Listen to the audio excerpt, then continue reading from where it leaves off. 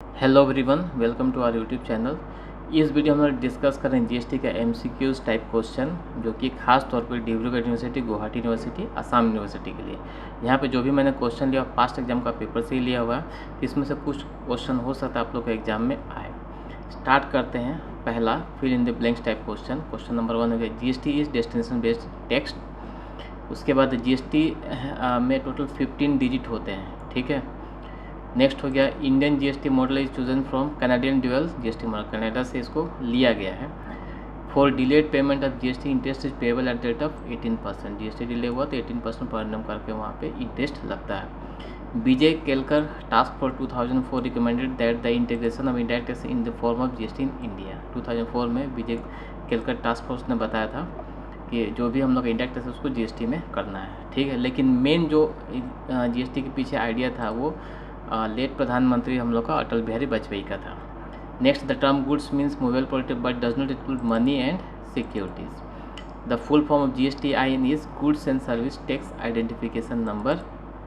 In India GST is a dual GST system. India का जो GST है dual GST system है, with both central GST and state GST components levied on the same base. मतलब यहाँ पे जो भी जीएसटी लगता है वो सेंट्रल स्टेट दोनों के पास पावर होता है जीएसटी लगाने का। Next, LK Jha is considered as the architect of indirect tax reform in India.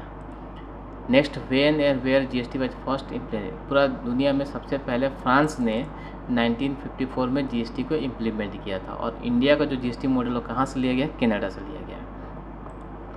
Unutilised input tax credit can be allowed as refund under the GST law.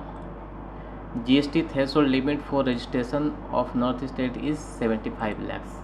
जैसे GST का जो registration का threshold limit है उत्तराखंड और north east state में total 75 lakh. CGST stand for central goods and service tax, ठीक है। GST in India has been introduce from Canadian dual GST model. Next, the first 2 digit of GST is state code. जैसे total हम लोग का जो GST का number तो उसमें 15 कोड होता है, उसमें जो पहला जो 2 नंबर होता है वो स्टेट कोड होता है। जैसे आसाम का स्टेट कोड है 18, ठीक है। उसके बाद पैन कार्ड नंबर होता है। Second MCQ type question, true and false type question. GST registration certificate valid for 5 years, ये हम लोग के लिए क्या है, फॉल्स है, क्योंकि जीएसटी सर्टिफिकेट एक्सपायरी नहीं होता है जब तक सस्पेंड या सरेंडर नहीं किया जाए। Every tax payer is assigned with state wise pan based GSTIN which is 15 digit long alpha numeric number. True है, जो 15 डिजिट है वो अल्फा न्यूमेरिक होता है।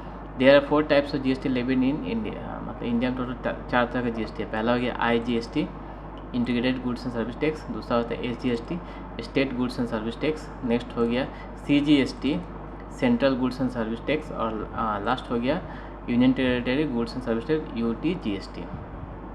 The chairperson of GST council the state finance minister. False है, क्योंकि chairperson जो होता है वो यूनियन मतलब सेंट्रल लेवल का जो फाइनेंस मिनिस्टर होता है वो होता है, ठीक है।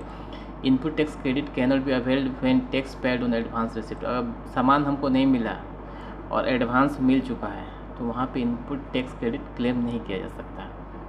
Next, the union finance minister is chairperson of the GST council, ये हो गया true. Filing of GSTR 3B is compulsory for all normal, ये हम लोग का ट्रू है।